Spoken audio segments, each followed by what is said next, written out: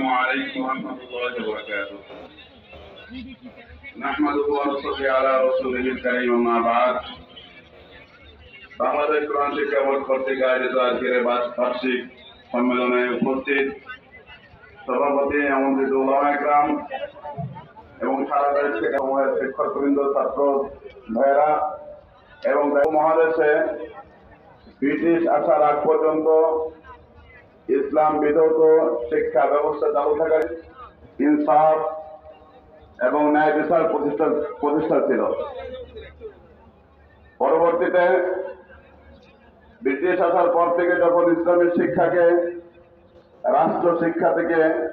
রাষ্ট্রীয় শিক্ষা ব্যবস্থা থেকে মাইনাস করা হয়, দুর্নীতি, সন্ত্রাস, খুন, চোরা কারবারি ইত্যাদিতে সারা উপমহাদেশ বিশেষ করে বাংলাদেশ জর্জরিত হয়েছে।